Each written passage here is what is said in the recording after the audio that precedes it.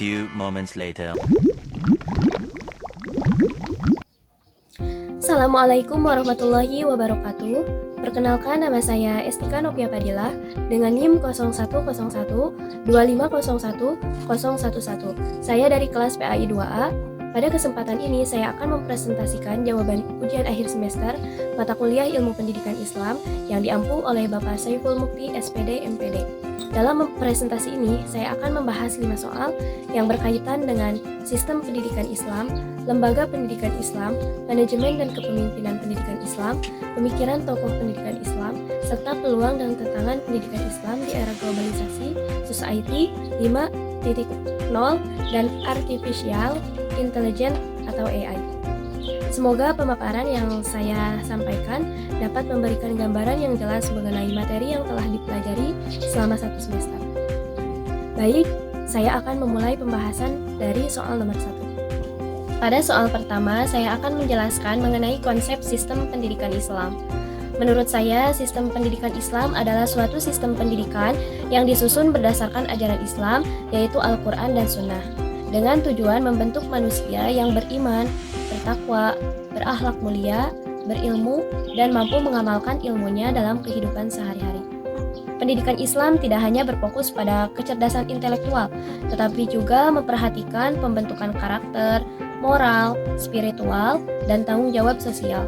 Dengan kata lain, pendidikan Islam bertujuan menciptakan manusia yang seimbang antara kebutuhan dunia dan akhirat. Adapun sistem pendidikan Islam memiliki beberapa ciri khas. Pertama, seluruh proses pendidikan berlandaskan nilai-nilai Islam. Kedua, pendidikan tidak hanya mengejar prestasi akademik, tetapi juga membentuk akhlak dan kepribadian yang baik. Ketiga, adanya keseimbangan antara ilmu agama dan ilmu pengetahuan umum, sehingga peserta didik mampu berkembang secara menyeluruh. Selain itu, hubungan antara pendidik dan peserta didik dibangun melalui keteladanan, kasih sayang, serta rasa saling menghormati. Di dalam sistem pendidikan Islam, terdapat beberapa komponen yang saling berkaitan. Komponen tersebut meliputi tujuan pendidikan, pendidik, peserta didik, kurikulum, metode pembelajaran, media pembelajaran, lingkungan pendidikan, serta evaluasi.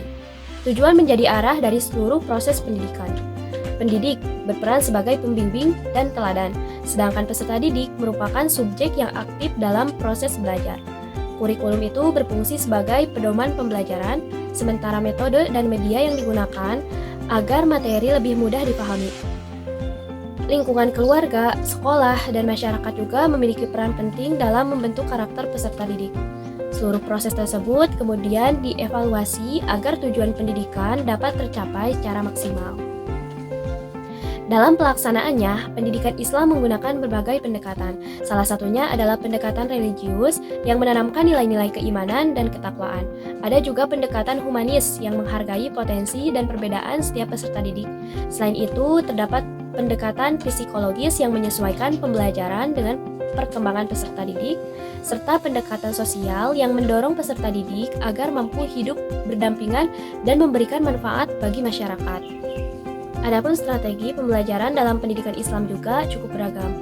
Guru dapat menggunakan strategi keteladanan karena peserta didik lebih mudah meniru perilaku yang baik daripada hanya mendengarkan teori. Selain itu, ada strategi pembiasaan, diskusi, tanya jawab, pemberian nasihat, praktik langsung, kerja kelompok, dan pemanfaatan teknologi sebagai media pembelajaran. Strategi tersebut membuat proses belajar menjadi lebih aktif, menarik, dan mudah dipahami. Adapun model pembelajaran yang dapat diterapkan antara lain pembelajaran kooperatif, yaitu peserta didik belajar bersama dalam kelompok untuk menyelesaikan suatu tugas.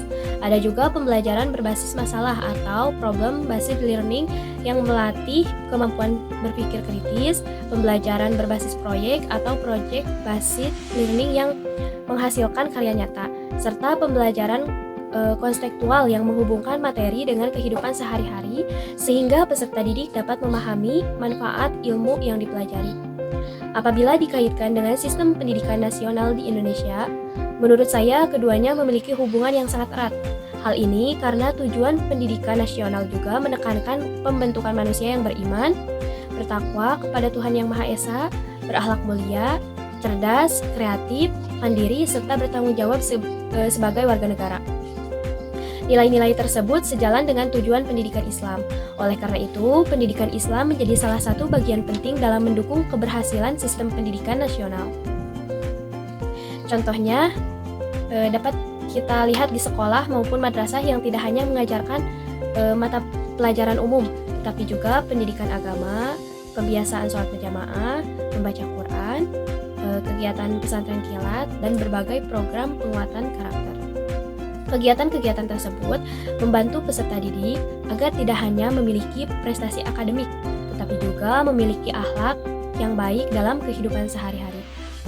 Jadi, dapat disimpulkan bahwa sistem pendidikan Islam merupakan sistem pendidikan yang mengintegrasikan ilmu pengetahuan dengan nilai-nilai keislaman. Sistem ini memiliki tujuan membentuk manusia yang beriman, berilmu, dan berakhlak mulia.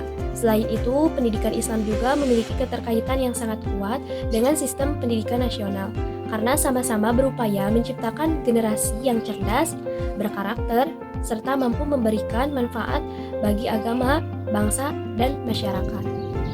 Pada soal kedua, saya akan menjelaskan mengenai peran lembaga pendidikan Islam di Indonesia dalam meningkatkan mutu pendidikan nasional. Menurut saya, lembaga pendidikan Islam memiliki peran yang sangat penting dalam mencerdaskan kehidupan bangsa. Lembaga pendidikan Islam tidak hanya bertugas memberikan ilmu pengetahuan kepada peserta didik, tetapi juga membentuk karakter, akhlak, serta kepribadian yang sesuai dengan nilai-nilai Islam melalui pendidikan yang seimbang antara ilmu agama dan ilmu umum. Lembaga pendidikan Islam mampu mencetak generasi yang tidak hanya cerdas secara akademik, tetapi juga memiliki moral yang baik dan rasa tanggung jawab terhadap masyarakat. Dalam meningkatkan mutu pendidikan nasional, lembaga pendidikan Islam berperan sebagai tempat pembentukan sumber daya manusia yang berkualitas. Selain mengajarkan mata pelajaran umum sesuai kurikulum nasional, lembaga pendidikan Islam juga memberikan pendidikan agama secara lebih mendalam. Dengan demikian, peserta didik tidak hanya memiliki kemampuan berpikir yang baik, tetapi juga memiliki akhlak mulia, sikap jujur, disiplin, toleransi, dan bertanggung jawab. Nilai-nilai inilah yang menjadi salah satu kekuatan pendidikan Islam dalam mendukung tujuan pendidikan nasional. Adapun karakteristik lembaga pendidikan Islam dapat dilihat dari beberapa hal. Pertama, seluruh kegiatan pendidikan didasarkan pada ajaran Al-Quran dan Sunnah. Kedua, pendidikan tidak hanya berorientasi pada keberhasilan dunia, tetapi juga mempersiapkan peserta didik untuk kehidupan akhirat. Ketiga, pembentukan akhlak menjadi bagian yang tidak dapat dipisahkan dari proses pembelajaran. Selain itu, hubungan antara guru dan peserta didik lebih menekankan pada keteladanan, kebiasaan, dan pembinaan karakter, sehingga proses pendidikan tidak hanya berlangsung di dalam kelas, tetapi juga dalam kehidupan sehari-hari. Di Indonesia terdapat berbagai jenis lembaga pendidikan Islam. Yang pertama adalah pesantren, yaitu lembaga pendidikan Islam tertua yang berfokus pada pembelajaran ilmu-ilmu keislaman, pembentukan akhlak, serta pembiasaan hidup mandiri. Kedua adalah madrasah yang memadukan mata pelajaran umum dengan mata pelajaran agama sesuai kurikulum nasional. Ketiga adalah sekolah Islam terpadu, yaitu sekolah yang mengintegrasikan pendidikan umum dengan nilai-nilai Islam dalam setiap kegiatan belajar. Selain itu, terdapat juga perguruan tinggi Islam seperti universitas, institut, dan sekolah tinggi Islam yang bertujuan mencetak lulusan yang memiliki kompetensi akademik sekaligus pemahaman keislaman yang baik. Di era digital saat ini, lembaga pendidikan Islam menghadapi berbagai tantangan. Salah satunya adalah perkembangan teknologi yang sangat cepat sehingga penuntut guru dan peserta didik untuk mampu beradaptasi. Tidak semua tenaga pendidik memiliki kemampuan memanfaatkan teknologi di dalam pembelajaran. Selain itu, derasnya arus informasi melalui internet juga membawa dampak positif dan negatif. Peserta didik dapat memperoleh ilmu dengan mudah, tetapi mereka juga beresiko terpapar informasi yang tidak benar, konten negatif, sehingga menurunnya etika dalam menggunakan media sosial apabila tidak mendapatkan pendampingan yang baik. Di sisi lain, era digital juga memberikan peluang yang besar bagi lembaga pendidikan Islam. Saat ini, proses pembelajaran dapat dilakukan melalui berbagai platform digital, kelas daring, video pembelajaran, maupun perpustakaan digital. Guru dapat memanfaatkan teknologi untuk membuat pembelajaran menjadi lebih menarik, interaktif, dan mudah dipahami. Dengan pemanfaatan teknologi secara bijak, kualitas pendidikan Islam justru dapat semakin meningkat. Jadi menurut saya, agar lembaga pendidikan Islam tetap mampu meningkatkan mutu pendidikan nasional, diperlukan beberapa upaya seperti meningkatkan kompetensi guru di bidang teknologi, memperbaiki sarana dan prasarana pembelajaran, memperkuat pendidikan karakter, serta terus melakukan inovasi dalam metode pembelajaran tanpa meninggalkan nilai-nilai Islam. Kerjasama antara sekolah, keluarga, masyarakat, dan pemerintah juga sangat diperlukan agar tujuan pendidikan dapat tercapai secara optimal. Jadi dapat disimpulkan bahwa lembaga pendidikan Islam memiliki kontribusi yang sangat besar terhadap peningkatan mutu pendidikan nasional melalui pendidikan yang mengintegrasikan ilmu pengetahuan, akhlak, dan nilai-nilai keislaman. Lembaga pendidikan Islam mampu mencetak generasi yang cerdas, berkarakter, dan siap menghadapi perkembangan zaman. Walaupun menghadapi berbagai tantangan di era digital, lembaga pendidikan Islam tetap memiliki peluang besar untuk berkembang apabila mampu memanfaatkan teknologi secara bijaksana tanpa meninggalkan prinsip-prinsip ajaran Islam. Pada soal ketiga, saya akan menjelaskan tentang hubungan antara manajemen pendidikan Islam dan kepemimpinan pendidikan Islam. Menurut saya, manajemen dan kepemimpinan merupakan dua hal yang tidak bisa dipisahkan dalam penyelenggaraan pendidikan Islam. Keduanya memiliki peran yang berbeda, tetapi saling melengkapi untuk mencapai tujuan pendidikan. Manajemen berfungsi mengatur seluruh kegiatan yang ada di lembaga pendidikan agar berjalan dengan baik, sedangkan kepemimpinan berperan mengarahkan, membimbing, serta memberikan motivasi kepada seluruh warga sekolah agar memiliki semangat dalam mencapai tujuan bersama. Adapun manajemen pendidikan Islam dapat diartikan sebagai proses mengelola seluruh sumber daya yang dimiliki lembaga pendidikan Islam berdasarkan nilai-nilai Islam agar tujuan pendidikan dapat tercapai secara efektif dan efisien. Dalam manajemen terdapat beberapa fungsi utama yaitu perencanaan, pengorganisasian, pelaksanaan, dan pengawasan. Melalui perencanaan, lembaga pendidikan menentukan tujuan dan program kerja yang akan dilaksanakan. Setelah itu dilakukan perorganisasian dengan membagi tugas sesuai kemampuan masing-masing. Selanjutnya, seluruh program dilaksanakan secara bersama-sama. Kemudian dilakukan evaluasi agar diketahui apakah tujuan yang telah direncanakan sudah tercapai atau masih perlu diperbaiki. Sementara itu, kepemimpinan pendidikan Islam merupakan kemampuan seorang pemimpin seperti kepala sekolah, kepala madrasah, atau pimpinan pesantren dalam memengaruhi, mengarahkan, dan membimbing seluruh warga sekolah agar bekerja sama untuk mencapai tujuan pendidikan. Seorang pemimpin dalam pendidikan Islam tidak hanya dituntut memiliki kemampuan mengelola lembaga, tetapi juga harus menjadi teladan dalam sikap, akhlak, kedisiplinan, kejujuran, dan tanggung jawab. Dengan demikian, kepemimpinan dalam Islam bukan hanya soal jabatan, tetapi juga tentang amanah dan keteladanan. Hubungan antara manajemen dan kepemimpinan sangat erat. Manajemen yang baik tidak akan berjalan maksimal tanpa adanya pemimpin yang mampu menggerakkan seluruh tenaga pendidik dan tenaga kependidikan. Sebaliknya, pemimpin yang memiliki kemampuan memotivasi orang lain juga membutuhkan sistem manajemen yang baik agar setiap program dapat terlaksanakan dengan terarah. Oleh karena itu, keduanya harus berjalan seimbang agar lembaga pendidikan dapat berkembang secara optimal. Dalam mewujudkan lembaga pendidikan yang efektif, manajemen membantu mengatur seluruh kegiatan agar berjalan sesuai rencana, sedangkan kepemimpinan memastikan setiap program dilaksanakan dengan penuh tanggung jawab. Misalnya, ketika sekolah ingin meningkatkan prestasi peserta didik, manajemen menyusun program pembelajaran, jadwal, serta pembagian tugas guru. Di sisi lain, kepala sekolah memberikan motivasi, membangun kerjasama, dan menciptakan suasana kerja yang nyaman, sehingga seluruh guru bersemangat menjalankan program tersebut. Hubungan keduanya juga berpengaruh terhadap profesionalisme lembaga pendidikan. Guru akan bekerja lebih baik apabila mendapatkan arahan yang jelas, pembagian tugas yang sesuai, serta dukungan dari pemimpin. Selain itu, adanya evaluasi yang rutin akan membantu meningkatkan kualitas pembelajaran dan pelayanan kepada peserta didik. Dengan demikian, lembaga pendidikan mampu memberikan layanan pendidikan yang berkualitas dan dipercaya oleh masyarakat. Di era sekarang, lembaga pendidikan Islam juga dituntut memiliki daya saing yang tinggi. Oleh karena itu, pemimpin harus mampu mengikuti perkembangan teknologi, meningkatkan kualitas sumber daya manusia, mendorong inovasi pembelajaran, serta menjalin kerjasama dengan berbagai pihak. Namun semua tersebut tetap harus berlandaskan nilai-nilai Islam agar perkembangan lembaga tidak hanya mengejar kemajuan teknologi, tetapi juga tetap menjaga akhlak dan karakter peserta didik.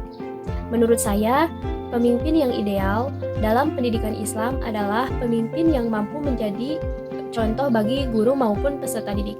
Ia mampu mengambil keputusan dengan bijaksana, terbuka terhadap masukan, adil dalam menjalankan tugas, serta memiliki komitmen untuk terus meningkatkan kualitas lembaga pendidikan.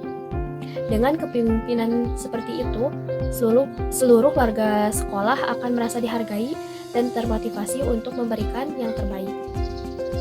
Jadi dapat disimpulkan bahwa manajemen pendidikan Islam dan kepemimpinan pendidikan Islam merupakan dua unsur yang saling melengkapi. Manajemen berfungsi mengatur jalannya lembaga pendidikan, sedangkan kepemimpinan berfungsi mengarahkan dan menggerakkan seluruh sumber daya agar tujuan pendidikan tercapai. Apabila keduanya berjalan dengan baik, maka lembaga pendidikan Islam akan menjadi lembaga yang efektif, profesional, memiliki daya saing, serta mampu mencetak generasi yang berilmu, berakhlak mulia, dan siap menghadapi perkembangan zaman tanpa meninggalkan nilai-nilai Islam. Pada soal keempat, saya akan membandingkan pemikiran tokoh pendidikan Islam klasik dan modern mengenai konsep pendidikan Islam. Dalam sejarah pendidikan Islam, banyak tokoh yang memberikan pemikiran dan gagasan untuk mengembangkan pendidikan. Salah satu tokoh pendidikan Islam klasik yang sangat berpengaruh adalah Imam Al-Ghazali. Menurut beliau, tujuan utama pendidikan adalah membentuk manusia yang berilmu, berakhlak mulia, serta semakin dekat kepada Allah Subhanahu wa Ta'ala. Ilmu tidak hanya digunakan untuk memperoleh kedudukan atau pekerjaan, tetapi juga sebagai sarana untuk beribadah dan memberikan manfaat kepada orang lain. Oleh karena itu, Imam Al-Ghazali sangat menekankan pentingnya akhlak, adab, dan keteladanan guru dalam proses pendidikan. Sementara itu, salah satu tokoh pendidikan Islam modern adalah Syekh Muhammad Nauqib Al-Athos. Menurut beliau, pendidikan merupakan proses penanaman adab kepada peserta didik. Al-Athos berpendapat bahwa kemajuan ilmu pengetahuan harus tetap disertai dengan nilai-nilai Islam agar tidak menimbulkan kerusakan moral. Beliau juga menekankan bahwa pendidikan harus mampu mengintegrasikan ilmu agama dan ilmu umum sehingga peserta didik memiliki keseimbangan antara kemampuan intelektual, spiritual, dan moral. Apabila dibandingkan, terdapat beberapa persamaan antara pemikiran Al-Ghazali dan Al-Athos.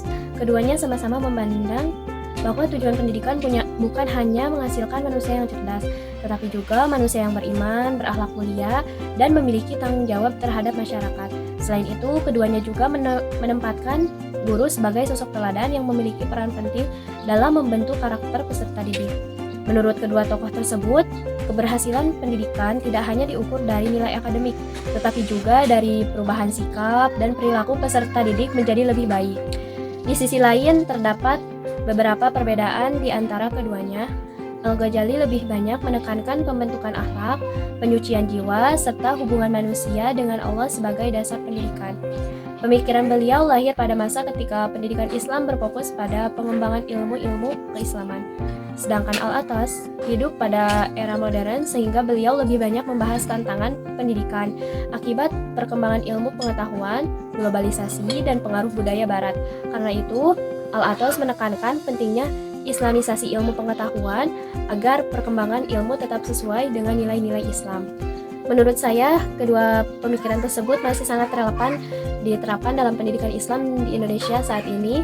Di tengah perkembangan teknologi dan kemudahan memperoleh informasi, peserta didik tidak cukup hanya memiliki kecerdasan akademik, tapi juga harus memiliki akhlak, etika, dan kemampuan menggunakan ilmu secara bertanggung jawab. Pendidikan Islam perlu mampu menggabungkan kemajuan teknologi dengan pembentukan karakter agar peserta didik tidak kehilangan nilai-nilai moral.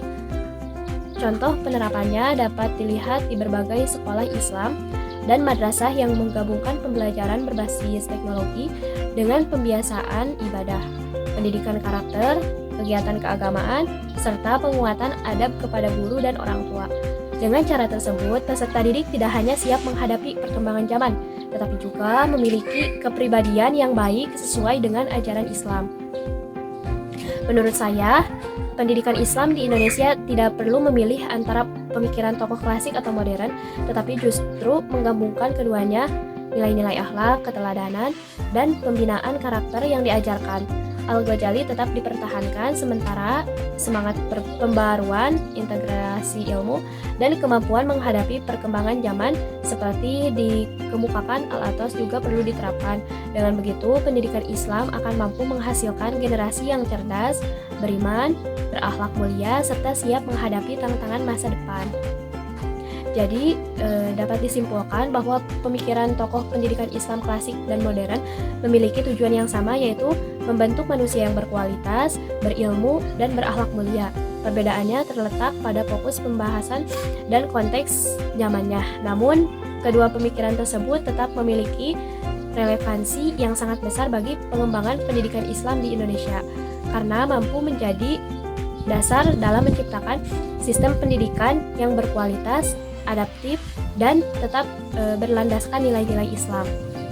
Pada soal kelima, saya akan menjelaskan mengenai peluang dan tantangan pendidikan Islam pada era globalisasi, Society 5.0, dan Artificial Intelligence atau AI.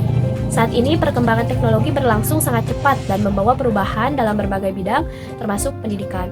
Globalisasi membuat informasi dari seluruh dunia dapat diakses dengan mudah. Society 5.0 menghadirkan konsep kehidupan yang memanfaatkan teknologi untuk membantu aktivitas manusia, sedangkan Artificial Intelligence atau AI mulai banyak digunakan dalam proses pembelajaran, pencarian informasi, hingga penyusunan materi belajar. Perkembangan ini menjadi peluang sekaligus tantangan bagi pendidikan Islam. Menurut saya, salah satu peluang terbesar adalah semakin mudahnya akses terhadap ilmu pengetahuan. Peserta didik sekarang dapat belajar melalui berbagai platform digital, melalui kelas daring, membaca jurnal elektronik, menonton video pembelajaran, hingga berdiskusi dengan guru melalui media online. Hal ini membuat proses belajar menjadi lebih fleksibel dan tidak terbatas oleh ruang maupun waktu. Guru juga memiliki banyak pilihan media pembelajaran, sehingga kegiatan belajar menjadi lebih interaktif. Selain itu, teknologi juga membantu meningkatkan kualitas pembelajaran. Misalnya, guru dapat menggunakan aplikasi presentasi, video pembelajaran, kuis interaktif, maupun AI sebagai alat bantu untuk membuat bahan ajar. Dengan memanfaatkan teknologi secara bijak, peserta didik dapat lebih mudah memahami materi yang dimiliki, keterampilan yang sesuai dengan kebutuhan zaman. Namun, di balik berbagai peluang tersebut terdapat tantangan yang tidak bisa diabaikan. Salah satunya adalah menurunnya kemampuan peserta didik dalam berpikir kritis apabila terlalu bergantung pada teknologi atau AI. Kemudahan memperoleh jawaban seringkali membuat sebagian peserta didik kurang berusaha memahami materi secara mendalam. Selain itu, penyebaran informasi yang tidak benar, hoaks, konten negatif, serta penggunaan media sosial yang berlebihan juga dapat mempengaruhi karakter dan akhlak peserta didik apabila tidak disertai pengawasan yang baik. Tantangan lainnya adalah masih adanya kesenjangan kemampuan dalam memanfaatkan teknologi. Tidak semua guru memiliki keterampilan digital yang sama, begitu pula dengan sarana dan prasarana di setiap lembaga pendidikan. Kondisi ini menyebabkan pemanfaatan teknologi belum merata. Oleh karena itu, meningkatkan kompetensi guru dan penyediaan fasilitas pembelajaran menjadi hal yang sangat penting. Menurut saya, lembaga pendidikan Islam harus mampu beradaptasi tanpa kehilangan jati dirinya. Kemajuan teknologi seharusnya dijadikan sebagai alat untuk mendukung pembelajaran, bukan menggantikan peran guru. Guru tetap memiliki tanggung jawab dalam membimbing, memberikan teladan, serta menanamkan nilai-nilai keislaman yang tidak dapat digantikan oleh teknologi.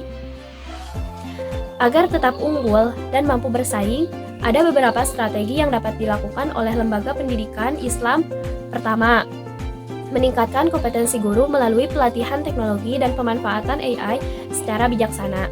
Kedua, mengembangkan kurikulum yang mengintegrasikan ilmu pengetahuan, teknologi, dan nilai-nilai Islam sehingga peserta didik memiliki kemampuan akademik sekaligus akhlak yang baik. Ketiga, memanfaatkan media digital sebagai sarana pembelajaran yang kreatif dan inovatif.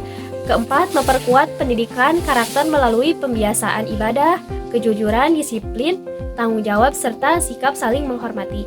Kelima, menjalankan kerjasama dengan orang tua, masyarakat, dan berbagai pihak agar proses pendidikan berjalan lebih optimal. Contoh penerapannya dapat dilihat ketika sekolah menggunakan platform pembelajaran digital atau AI untuk membantu menjelaskan materi, tetapi guru tidak mengarahkan peserta didik agar menggunakan teknologi secara bertanggung jawab. Selain itu, sekolah juga dapat mengadakan pelatihan literasi digital, etika bermedia sosial, serta kegiatan keagamaan yang memperkuat karakter peserta didik.